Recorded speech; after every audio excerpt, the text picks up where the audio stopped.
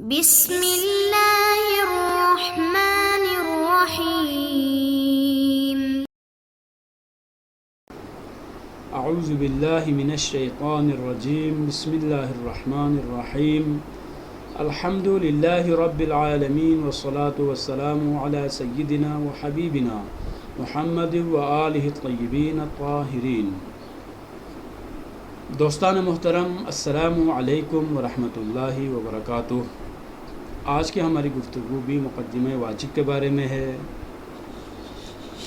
مقدمہ واجب میں اصل جو بحث تھی وہ یہ تھی، کیا مقدمہ ذیل مقدمے کی طرح شرعاً واجب ہے یا واجب نہیں ہے؟ تو صاحب کتاب مدّۃ العالی نے فرمایا، ہم اس بحث میں وارد ہونے سے پہلے خود مقدمے کی جو مختلف قسمیں ہیں وہ آپ کی خدمت میں پیش کریں گے۔ جب ان قسموں کے بارے میں آپ کو آگاہی حاصل ہو جائے گی تو انشاءاللہ ہم اصل بحث میں وارد ہو کر وہ بحث آپ کے لیے مطرح کریں گے۔ تو مختلف کرائٹیریا یا مختلف ملاک اور معیار کی بنیاد پر ہم نے مقدمے کو مختلف قسموں میں تقسیم ابھی تک کرتے چلے آ رہے ہیں۔ تو آج کی ہماری گفتگو بھی مقدمے کے مزید قسموں کے بارے میں ہے۔ تو آج انشاءاللہ ہم دو اہم قسموں کے بارے میں گفتگو کریں گے، ایک مقدمہ مفوتہ اور مقدمہ غیر مفوتہ، اسی طرح سے مقدمہ عبادیہ اور مقدمہ غیر عبادیہ کے بارے میں انشاءاللہ ہم آج بات کریں گے۔ تو پہلے مقدمہ مفوتہ۔ مقدمہ مفوتہ خود اس لفظ سے مطلب واضح ہے اور آشکار ہو رہا ہے۔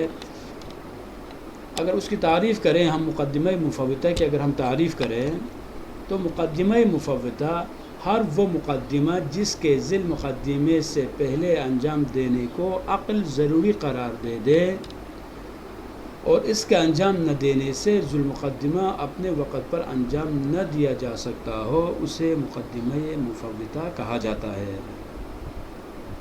ویسے ایک چیز ذہن میں رکھنا ضروری ہے کہ مقدمہ ہمیشہ عام یا کہہ دیں یا 99% کہہ دیں ہمیشہ ذیل مقدمے سے پہلے انجام دیا جاتا ہے، لیکن بعض مقدمات ایسے ہوتے ہیں جن کو اگر ہم ہر حالت میں اس ذیل مقدمے سے پہلے اگر انجام نہ دے دیں تو ذیل مقدمے کو اس کے وقت میں ہم انجام نہیں دے سکتے۔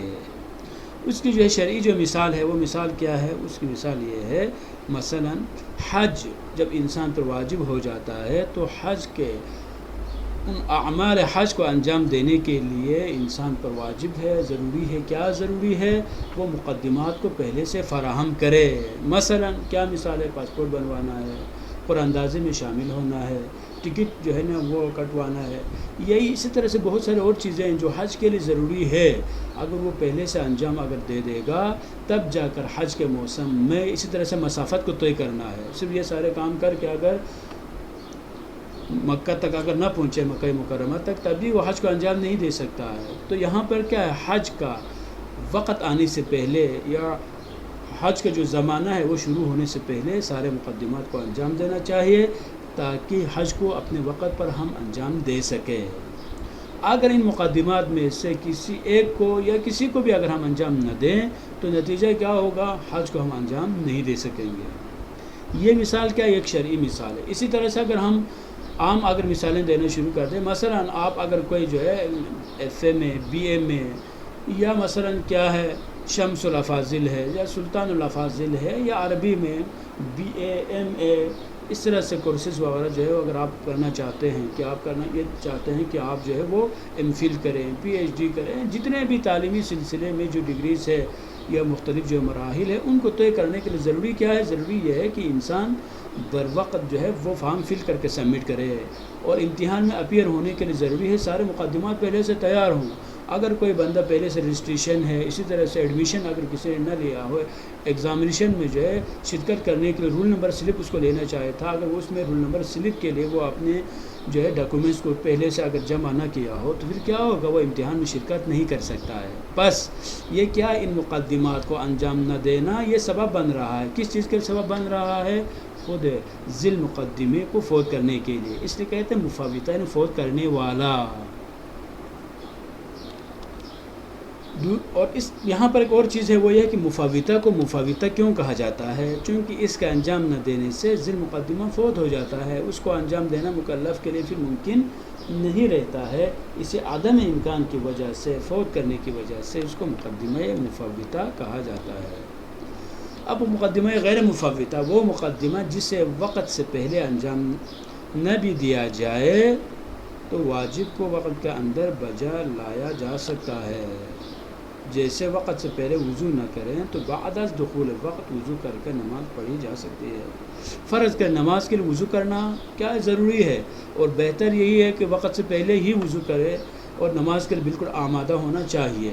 لیکن فرض کریں اگر ایک ایسا بندہ ہے کہ جو اذان ہو رہی ہے لیکن اس کے باوجود بھی وہ وضو اس نے کیا نہیں ہے، تو کیا نماز کے وقت داخل ہونے کے بعد ایسا نہیں ہے کہ وہ وضو اگر کریں تو وضو اس کا باطل ہو جاتا ہو یا نماز پڑھنا اس کے ممکن نہ ہو؟ ایسا نہیں ہے، بلکہ وقت کے داخل ہونے کے بعد بھی اگر وضو کر کے نماز پڑھتا ہے تب بھی اس کی نماز صحیح ہے۔ اب ہم تقسیم ششم کی طرف بڑھتے ہیں، وہ ہے مقدمہ عبادی اور مقدمہ غیر عبادی۔ ہم جو اعمال جو ڈیلی لائف میں انجام دیتے ہیں اس کو ہم دو حصوں میں تقسیم کر سکتے ہیں۔ بعض اعمال کو ہم عبادت سے ہم تعبیر کرتے ہیں اور بعض اعمال کو ہم غیر عبادی کہتے ہیں۔ تو عبادت یعنی کس کو عبادت ہم کہیں گے؟ عبادت ہر اس عمل کو کہا جاتا ہے جس میں قصد ہونا ضروری ہو، جس میں نیت کا کرنا ضروری ہو، اور بغیر نیت کے انجام دینے سے اس کا انجام دینے کا کوئی فائدہ نہ ہوتا ہو، اس کو ہم عبادت کہتے ہیں۔ لیکن مقدمہ عبادیہ کا کیا مطلب ہے؟ مقدمہ عبادیہ سے مراد وہ مقدمہ جسے قصد قربت کے ساتھ انجام دینا ضروری ہو، جسے وضو، غسل اور تیمم۔ اب دیکھیں یہاں پر وضو ہے، غسل ہے اور تیمم ہے۔ وضو میں اعمال جو وضو ہے یا افعال وضو ہے، مثال کے طور پر کیا ہے؟ کچھ مستحبات ہے، کچھ واجبات ہے۔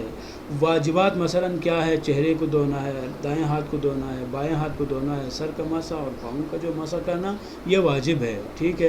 تو یہ جو افعال وضو ہے اگر کوئی انجام دیتا ہے لیکن اگر اس کی کوئی نیت بالکل ہی نہ ہو، بغیر نیت کے اگر وہ ہاتھ پاؤں دھو لیں تو اس کو دھونے سے صاف اور پاک ہو سکتا ہے لیکن وضو نہیں ہوگا۔ کیوں وضو؟ اس لیے کہ وضو عبادت ہے اور عبادت میں قصد قربت ضروری ہے، قصد قربت شرط ہے۔ اگر بغیر قصد قربت کے انجام دے دیں تو اس کا کوئی فائدہ نہیں ہوگا۔ اس عمل کے نتیجے میں اگر کوئی بندہ نماز پڑھنا چاہے تو اس کی نماز درست نہیں ہے۔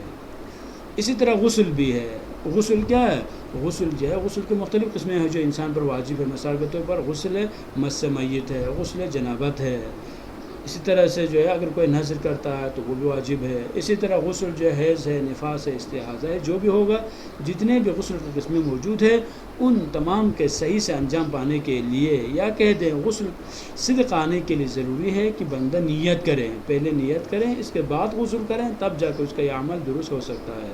اگر بغیر نیت کے اگر پورا بدن دھو لیں تو پاک اور صاف تو ہو سکتا ہے بدن، لیکن اس کو غسل نہیں کہہ سکتے۔ کیوں نہیں کہہ سکتے؟ اس لیے کہ جو بنیادی جو شرط تھی وہ کیا تھی؟ نیت تھی، نیت اس میں موجود نہیں ہے۔ اسی طرح سے تیمم، جب انسان کے لیے وضو اور غسل کرنا ممکن نہ ہونے کی جو مختلف علتیں ہو سکتی ہے، مثلا پانی اس کے لیے مضر ہے، یا پانی اس تک پہنچنا اس کے لیے ممکن ہی نہیں ہے، یا پانی موجود ہے لیکن اس کے لیے ضرورت ہے، پانی کو اگر وضو اور غسل میں استعمال کریں تو بعض میں مسائل پیش آ سکتے ہیں۔ تو بہرحال جتنی بھی مختلف صورتیں ہیں، تمام صورتوں میں وضو اور غسل کی جگہ پر تیمم کیا جاتا ہے۔ لیکن تیمم بھی کیا ہے؟ عبادت ہے، تو عبادت کے لیے نیت کا ہونا ضروری ہے۔ اگر بغیر نیت کے کوئی تیمم کرے تو پھر یہ تیمم نہیں ہوگا۔ اب ہم بڑھتے ہیں مقدمہ غیر عبادی کی طرف۔ مقدمہ غیر عبادی سے مراد ہر وہ مقدمہ جسے انجام دینا ضروری ہو، چاہے قصد قربت کے ساتھ انجام دیا جائے یا بغیر قصد قربت کے، جیسے اکثر مقدمات جیسے قطع مسافت حج کے لیے۔ اب اس کی جو ہے بہت ساری مثالیں موجود ہیں۔ یہاں پر ایک چیز کو ذہن میں رکھنا ضروری ہے، وہ یہ ہے، دیکھیں ہم نے کہا مقدمہ غیر عبادی وہ مقدمہ جسے انجام دینا ضروری ہے لیکن نیت کے ساتھ انجام دینا یہ کوئی ضروری نہیں ہے۔ اس کا یہ مطلب نہیں ہے کہ کوئی اگر نیت کرتا ہے تو اس کا عمل صحیح سے انجام نہیں پا سکتا، یہ مطلب نہیں ہے، بلکہ اگر نیت کے ساتھ انجام دے دیں تو زیادہ بہتر ہے، اس کو زیادہ ثواب ملے گا۔ مثال کے طور پر ہاتھ نجس ہو گیا ہے، کپڑے نجس ہو گئے ہیں، بدن نجس ہو گیا ہے، تو ان تمام چیزوں سے نجاست کو رفع کرنے کے لیے ضروری ہے کہ انسان ان چیزوں کو دھو لے، پانی سے پاک کرے۔ اب یہاں پر کیا ہے، بغیر نیت کے بھی اگر بدن دھو لیں، کپڑے کو دھو لیں تو پاک ہو جاتے ہیں یہ سارے، لیکن اگر کوئی نیت کر کے کپڑے کو دھو لیتا ہے، بدن کو پاک کر لیتا ہے تو اس کو ثواب بھی ملے گا۔ تو ایک قاعدہ کلی وہ یہ ہے، جتنے بھی افعال غیر عبادی ہے، چاہے وہ مقدمہ ہو یا غیر مقدمہ، ان تمام میں قصد قربت ضروری نہیں ہے۔ ضروری نہیں ہونے کا مطلب یہ ہے کہ اگر بغیر قصد قربت کے انجام دیا جائے تو عمل ٹھیک ہوگا، لیکن اگر کوئی قصد قربت کے ساتھ بجا لاتا ہے تو اس کو ایکسٹرا جو ہے ثواب بھی ملے گا، اور یہ زیادہ بہتر بھی ہے۔ اب ہم آج کے سوالات کی طرف بڑھتے ہیں۔ پہلا سوال یہ ہے، مقدمہ مفوتہ کی وجہ تسمیہ بیان کریں۔ دوسرا سوال، مقدمہ عبادی اور غیر عبادی میں کیا فرق پایا جاتا ہے؟ اور تیسرا سوال یہ ہے، مقدمہ غیر مفوتہ کی ایک مثال بیان کریں۔ وصلی اللہ علی سیدنا و حبیبنا محمد و آلہ الطیبین الطاہرین۔